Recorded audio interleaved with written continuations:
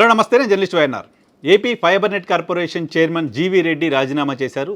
ఆంధ్రప్రదేశ్ రాజకీయాల్లో ఈ రాజీనామాకు సంబంధించిన చర్చ చాలా పెద్ద ఎత్తున చూస్తున్నాం.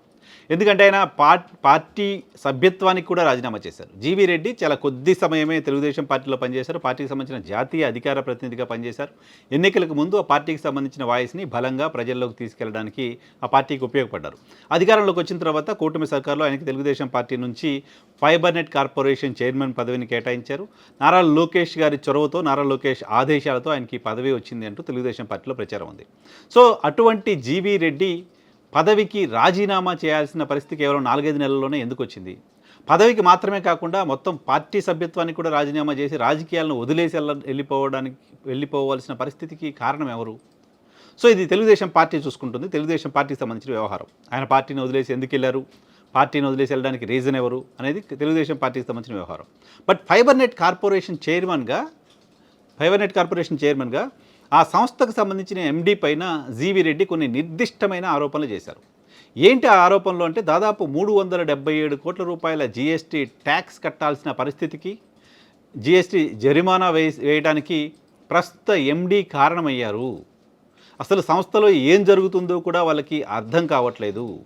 వీళ్ళ నిర్లక్ష్యం కారణంగా గతంలో 130 కోట్లు 140 కోట్లు ఉన్న జీఎస్టీ జరిమానా పెరుగుతూ వచ్చింది. పెనాల్టీ 90 కోట్లు కట్టాల్సిన పరిస్థితి వచ్చింది. దాదాపు 377 కోట్ల రూపాయలు ఈరోజు కేంద్ర ప్రభుత్వానికి చెల్లించాల్సిన పరిస్థితి, కేంద్ర ప్రభుత్వానికి ఎక్స్ప్లెనేషన్ ఇవ్వాల్సిన పరిస్థితి వచ్చింది అంటూ జీవీ రెడ్డి ఓపెన్గా చైర్మన్గా ఆ కార్యాలయంలో కూర్చొని ప్రెస్ ముందు మాట్లాడారు. సో రాష్ట్ర ప్రభుత్వానికి ఫైబర్ నెట్కి నష్టం కలిగించేలా సదరు ఐఏఎస్ అధికారి పనిచేస్తున్నారు కాబట్టి ఆయన పైన రాజద్రోహం కేసు ఎందుకు పెట్టకూడదు అన్నారు ఆయన. సో ప్రభుత్వానికి, రాజ్యానికి వ్యతిరేకంగా ఒక ఐఏఎస్ అధికారి పనిచేస్తున్నారు కాబట్టి ఆయన పైన రాజద్రోహం కేసు పెట్టాల్సిన అవసరం ఉంది అంటూ ఫైబర్ నెట్ కార్పొరేషన్ చైర్మన్గా ఆ కార్యాలయంలో కూర్చొని మీడియాను ఉద్దేశించి మాట్లాడారు. అది మాత్రమే కాదు, ఆ కార్పొరేషన్లో అనేక మంది నియామకాలు గత ప్రభుత్వంలో జరిగాయి. ఈ నియామకాలని సరైనవి కాదు, వాళ్ళంతా కూడా టెంపరరీ ఎంప్లాయీసే.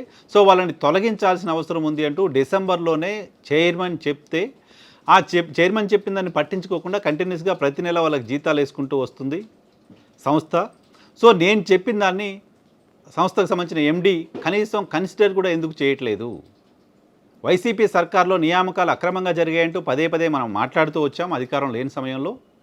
వాళ్ళ కుటుంబ సభ్యులందరినీ కూడా తీసుకొచ్చి దీంట్లో ఉద్యోగులుగా చేర్చారంటూ ఆరోపణలు చేస్తూ వచ్చాం. ఈరోజు మనం అధికారంలోకి వచ్చిన తర్వాత కూడా వాళ్ళని కంటిన్యూ చేస్తే ఎలా? వాళ్ళని కంటిన్యూ చేయడాన్ని ఎలా సమర్థించాలి నేను? వాళ్ళని తీసేయడానికి లీగల్గా ఎటువంటి ఇబ్బందులు కూడా లేవు. వాళ్ళంతా కూడా టెంపరరీ ఎంప్లాయీసే కదా. వాళ్ళని తొలగించడానికి సంస్థ ఎండీకి ఉన్న ఇబ్బంది ఏంటి? సంస్థ చైర్మన్గా ఒక పొలిటికల్ పార్టీకి సంబంధించిన నాయకుడిగా, జాతీయ అధికార ప్రతినిధిగా మేము ఏం మాట్లాడామో, మేము వచ్చిన తర్వాత ఏం చేస్తామని చెప్పామో, సంస్థ చైర్మన్గా నేనున్న సమయంలో అది చేయాలి కదా. ప్రజలకు చెప్పే వచ్చాం కదా వీళ్ళందరినీ తొలగిస్తామని. సో నేను చెప్పినప్పటికీ ఎందుకు ఆయన ఇంప్లిమెంట్ చేయట్లేదు అనే విషయాన్ని ఓపెన్గా బయటకు మాట్లాడారు. సో మాట్లాడిన తర్వాత ఇది డిసిప్లిన్ కిందకి వస్తుంది, ఇలా మాట్లాడతారు అంటూ ఆయన పైన చంద్రబాబు నాయుడు గారు సీరియస్ అయ్యారు. చంద్రబాబు నాయుడు గారు మాట్లాడిన మాటలకు జీవీ రెడ్డి హర్ట్ అయ్యారు. కాబట్టి ఆయన పదవికి రాజీనామా చేశారు, పార్టీకి రాజీనామా చేశారు అంటూ చర్చ జరుగుతుంది. సో ఇంతకుముందే నేను చెప్పినట్టుగా పార్టీకి రాజీనామా చేయడం అనేది మీ పార్టీకి సంబంధించిన వ్యవహారం. బట్ జీవీ రెడ్డి చేసిన ఆరోపణలపైన ప్రభుత్వం విచారణ చేయించాల్సిన అవసరం ఉందా లేదా? ఫైబర్ నెట్ కార్పొరేషన్లో ఉన్న 400 మంది ఎంప్లాయీలు సంస్థకు పనికొచ్చే ఎంప్లాయీలేనా?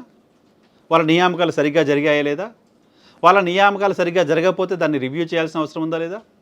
వాళ్ళు గత ప్రభుత్వంలో పనిచేసిన పెద్దలకు సంబంధించిన ఇంట్లో డ్రైవర్లు, వంట మనుషులు, ఇటువంటి వాళ్ళందరినీ దాంట్లో పెట్టారని మీరు ఆరోపణలు చేశారు. అది నిజమా కాదా?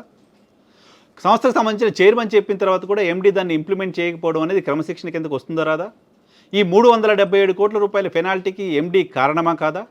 ఈ 377 కోట్ల రూపాయలు కట్టాల్సిన పరిస్థితి వస్తే దానికి బాధ్యత ఎవరు తీసుకోవాలి? ఈ 377 కోట్ల రూపాయల నిధులు, రాష్ట్ర ప్రజలకు సంబంధించిన ట్యాక్సుల నుంచి వచ్చిన నిధులు కేంద్ర ప్రభుత్వానికి ఒట్టిగా కేవలం అధికారుల నిర్లక్ష్యం కారణంగా కట్టాల్సిన పరిస్థితి వస్తే దానిపైన చర్యలు తీసుకోవాల్సిన అవసరం కూడా ఉంటుంది కదా. సో జీవీ రెడ్డి అలిగేషన్స్ చేశారు ఎండీ పైన. జీవీ రెడ్డిని రాజీనామా చేయించారు, ఎండీని ట్రాన్స్ఫర్ చేశారు. మరి దాంట్లో జరిగిన లోపాలకు సంబంధించి విచారణ ఎప్పుడు? జరిగిన లోపాలేంటో తేల్చేది ఎప్పుడు? ఆ లోపాలు బయటకు వచ్చేది ఎప్పుడు? ఆ లోపాలను బయటికి తీయాల్సిన అవసరం ఎందుకు లేదు? జరగాలి కదా ఇవన్నీ. రేపొద్దున ఇంకెవరో చైర్మన్ వస్తే గతంలో మళ్ళీ మాట్లాడిన చైర్మన్ ఏదో తీసేశారు, నేను ఎందుకు మాట్లాడడం అని ఆయన కూడా సైలెంట్గా కూర్చునే పరిస్థితి ఉంటే రాష్ట్ర ప్రభుత్వానికి నష్టం కదా. పైగా సంస్థ పనితీరు పైన కూడా జీవీ రెడ్డి ఆరోపణలు చేశారు. ఈ కొత్త ప్రభుత్వం వచ్చిన తర్వాత ఒక్క కొత్త కనెక్షన్ కూడా మనం ఇవ్వలేకపోయాము, ఫైబర్ నెట్ డిస్ట్రిబ్యూషన్లో విపరీతంగా ఇబ్బందులు వస్తున్నాయి, టెక్నికల్గా చాలా సమస్యలు వస్తున్నాయి, వీటిని కూడా అడ్రస్ చేయలేకపోతున్నాము, వీటిని కనీసం అటెండ్ చేయలేకపోతున్నాము అనే విషయాలు కూడా ఆయన మాట్లాడారు. కొత్త కనెక్షన్స్ ఇవ్వకపోతే, టెక్నికల్గా పదే పదే వస్తున్న ఇబ్బందులను షార్ట్అవుట్ చేయకపోతే ఉన్న కనెక్షన్స్ అన్ని తగ్గిపోతాయి కదా.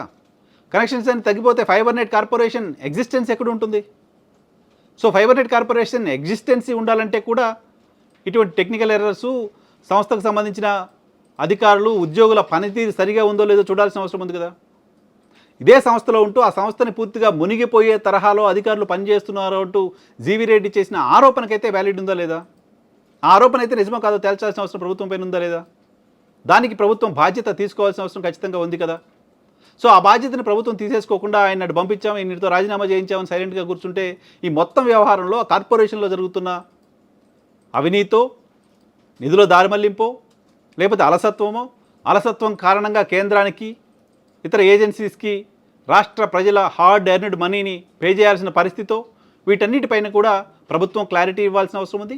జీవీ రెడ్డి చేసిన ఆరోపణలపైన ప్రభుత్వం వైపు నుంచి ఖచ్చితంగా విచారణ కూడా జరగాల్సిన అవసరం ఉంది. ఎందుకంటే GV Reddy fibre net corporation చైర్మన్గా రాజీనామా చేయడం అనేది కేవలం తెలుగుదేశం పార్టీ సొంత వ్యవహారం కాదు, రాష్ట్ర ప్రభుత్వ వ్యవహారం. ఈ రాష్ట్ర ప్రభుత్వ వ్యవహారం పైన రాష్ట్ర ప్రభుత్వం ఆధ్వర్యంలో నడుస్తున్న సంస్థలో జరుగుతున్న అవినీతో లేకపోతే అలసత్వం పైన విచారణ చేసి దానికి బాధ్యులైన వాళ్ళపైన చర్యలు తీసుకుంటే ఇంకోసారి ఇటువంటి పరిస్థితులు రావు. కాబట్టి ఈ విచారణ చేసి ఏం జరిగిందో తేల్చాల్సిన బాధ్యత ప్రభుత్వంపై ఉంది. ప్రభుత్వం ఆ దిశగా ఆలోచించాల్సిన అవసరం ఉంది. ప్రభుత్వం ఆ దిశగా ఆలోచించకపోతే ఫైబర్ నెట్లో గతంలో ఏదో జరిగింది, ఇప్పుడు ఏదో జరుగుతుంది. గతంలో గత ప్రభుత్వం ఇక్కడ ఏదో జరగడానికి కారణమైంది, గత ప్రభుత్వం ఇక్కడ ఏదో చేసి లబ్ధి పొందింది, ఇప్పుడున్న ప్రభుత్వం కూడా దాన్ని బయటికి తీయకుండా దాంట్లో ఏం జరుగుతుందో చూసి చూడనట్టు వ్యవహరించడం ద్వారా ఇంకేదో లబ్ధి పొందుతోంది అని ఎవరైనా అనుకోవడానికి సంబంధించిన ఆస్కారాన్ని ప్రభుత్వమే ఇచ్చినట్లు అవుతోంది.